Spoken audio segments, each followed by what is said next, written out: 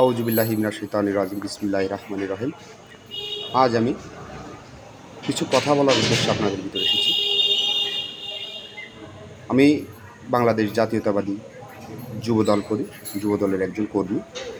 আমি কিছু কর্মকাণ্ডে আসলে খারাপ লেগেছে, এজন্য আপনাদের সামনে কথাগুলো বলার উদ্দেশ্যে আমি এসেছি।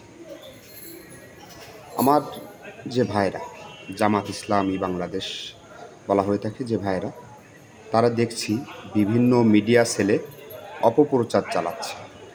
আসলে আমাদের কোরআন হাদিসে কোথাও কি বলেছে কোনো জিনিস যাচাই না করে সেটা অপপ্রচার করতে? নিন্দাকারী সে কিন্তু মৃত ভাইয়ের গোস্ত খায়, এটা উল্লেখ আছে। সেহেতু আপনারা পরনিন্দা কেন করছেন? আপনারা কি যাচাই করে অপপ্রচার করছেন? আপনারা ইসলামিক দল করেন, আপনারা বলেন আমরা ইসলামিক দল করে থাকি। তাহলে একটা ইসলামিক দলে কখনো না যাচাই করে কোনো পোস্ট কিন্তু দেওয়া উচিত না, সেটা কিন্তু ইসলাম বিরোধী কর্মকাণ্ড। কারণ ইসলামে কিন্তু বলেছে, আপনার এক মুসলিম ভাই যদি কোনো অপরাধ করে থাকে, তাহলে সে মুসলিম ভাইয়ের অপরাধটা আপনারা ঢাকার চেষ্টা করেন, কাল কিয়ামতের মাঠে আল্লাহ আপনার অপরাধটাও ঢাকবে। কিন্তু আপনারা এটা না করে কি করছেন? যেখানে যেটা হচ্ছে, যেখানে কোনো গণ্ডগোল, কারো ফ্যামিলির গণ্ডগোল হলো, সেটাও আপনারা মিডিয়া এনে বিএনপি করেছে এটা বলে চালিয়ে দিচ্ছেন। ভাই, কেন করছেন? কাল কিয়ামতের মাঠে আমাদের থেকে কিন্তু দ্বিগুণ হিসাব আপনাদের দিতে হবে। আল্লাহ কিন্তু ছেড়ে দেয়, কিন্তু কাউকে ছাড় দেয় না।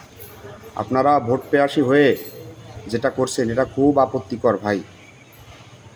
আর আপনারা আরও বলে থাকেন, এই যে কথাগুলো বলেন, গণ্ডগোল মারামারি বিভিন্ন কিছু হয়ে থাকে। ভাই, আপনারা চলতেন আগে চাচার হাত ধরে। যেমন আপনারা কিন্তু বিএনপির সঙ্গে থেকেই কিন্তু আপনারা নির্বাচন করতেন। আসলে বিএনপি কিন্তু আপনারা এখন কিন্তু চাচার হাতটা ছেড়ে দিয়েছেন। চাচার জমির ভাগ কিন্তু কেউ চায় না, কোনো ভাইপো চাইতে পারে না। কিন্তু আপনাদেরও কিন্তু এখন এককভাবে নির্বাচন করছেন। এখন কিন্তু বাবার হাত, তা বাবার কিন্তু দুইটা ছেলে থাকলে যে ল্যাংড়াও হয় সেও জমির যে ভাগটা পায়, যে সুস্থ থাকে সেও কিন্তু সেম ভাগটা পায়। ভাই, আপনাদের ভিতরেও হবে, তাই একটু সময় দেন।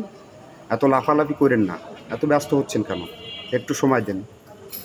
আর আপনারা যে হিন্দু সংগঠনগুলো করেছেন, হিন্দু সম্প্রদায়ের যে সংগঠনগুলো করছেন বিভিন্ন স্থানে, আমাদের নবী রাসূল কি কখনো ইহুদি যারা ছিল তাদেরকে নিয়ে সংগঠন করেছে? করে নাই। তাদের দিনের দাওয়াত দিচ্ছে, একবার দুইবার আঘাত পেয়েছে, তিনবার আঘাত পেয়েছে, চারবার আঘাত পেয়েছে, বারবার তাদের দ্বারে গিয়েছে, তাদের দিনের দাওয়াত দিয়েছে। আপনারা তো দিনের দাওয়াত দিচ্ছেন না, আপনারা ইসলামকে পুঁজি করে আপনারা ভোট চাচ্ছেন। আপনারা তো ভোট পেয়াসী হয়েছেন, ভোটের পিপাসায় আপনারা মরে যাচ্ছেন। ভোটের জন্য এখানে সংগঠন করছেন, ওখানে সংগঠন করছেন। ভাই, কাল কিয়ামতের কথা আপনারা একটু ভাবেন। আর এই অপপ্রচার থেকে ভাই বিরত থাকেন। আমি থানা ৩ নং জামিরা ইউনিয়নের বাসিন্দা। আপনারা যে সবাই পীর সাহেব, এটা কিন্তু নয়।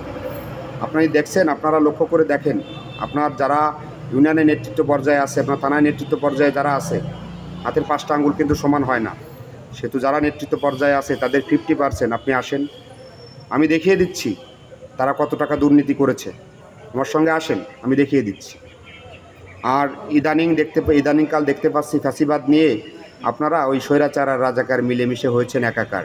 তা বিষয়টা এরকম, যারা স্বৈরাচার ছিল, যারা সুবিধা নিয়েছে, সুদখোর ঘুষখোর দুর্নীতিবাজ, তাদের আপনারা আজ ডেকে নিয়ে, আপনাদের সঙ্গে ডেকে নিয়ে অনেক কিছু করতেছেন। ভাই, দেখতেছি, এগুলো কিন্তু আমরা অপপ্রচার করতে যাচ্ছি না। তাহলে আপনারা ওই অপপ্রচার থেকে বিরত থাকুন। ভাই, আপনার কাছে করজোরে অনুরোধ করব, কারণ অপপ্রচারকারী কখনো এসে পারে না। অপপ্রচারকারী হচ্ছে মৃত ভাইয়ের মাংস খাওয়ার সমান অপপ্রচারকারী। সেহেতু অপপ্রচার থেকে বিরত থাকুন।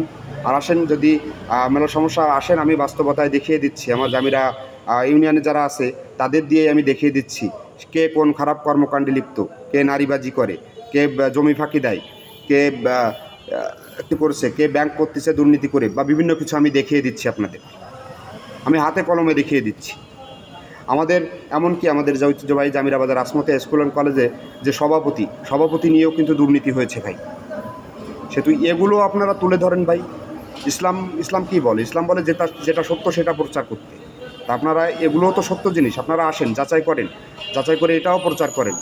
কেন সব কিছু বিএনপি বলে প্রচার করতে হবে? যেটা না করে সেটাও প্রচার। আপনারা তো ইসলাম মানেন না, তাহলে আপনারা তো ইসলামের বাইরের লোক। ইসলাম যদি মানতেন তাহলে আপনারা এগুলোও তুলে ধরতেন। কেন তুলে ধরেন না আপনারা এগুলো?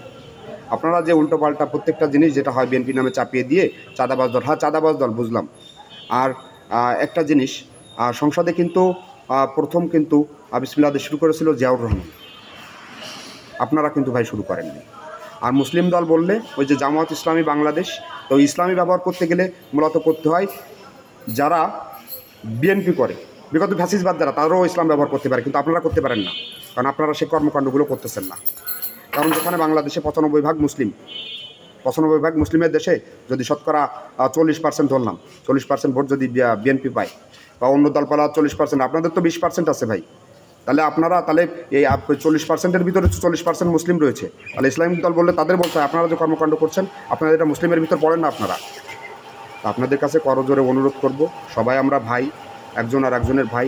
দল একজন এক একটা পছন্দ করতেই পারে, দুই ভাই দুইটা দল করতেই পারে, কিন্তু ভাই আপনারা এই অপপ্রচারটি করেন না, অপপ্রচার থেকে বিরত থাকুন। আগামীর সুস্থ সুন্দর একটি বাংলাদেশ সবাই মিলে গড়ে তোলার চেষ্টা করুন। কারণ ফ্যাসিবাদ যা করে গিয়েছে, এই ফ্যাসিবাদ যা করে গিয়েছে এ বাংলাদেশ সংশোধন করতে কিন্তু দীর্ঘ সময়ের ব্যাপার। সেটা সবাই মিলে কাঁধে কাঁধ লাগিয়ে একজন আর একজনের দোষ বলে অপপ্রচার করে মানুষকে আসলে হেনস্থা করেন না ভাই, অনুরোধ করবো ভাই। যেভাবে যা করছেন আপনারা আসলে খুব আপত্তিকর। বিগত ফ্যাসিবাদের আমলে যে ঘটনা ঘটেছে সেটাও আপনারা বিএনপি বলে চালিয়ে দিচ্ছেন।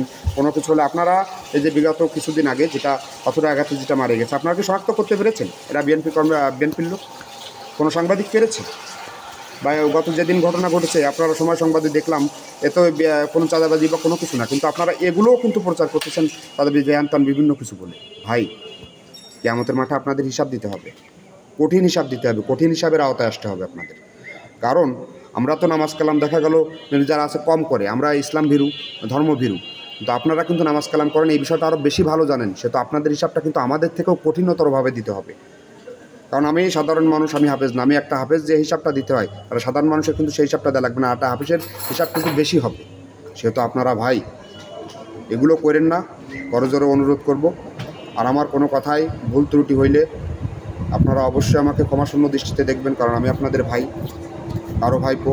অবশ্যই সবাই ভালো থাকেন, সুস্থ থাকেন। আসসালামু আলাইকুম।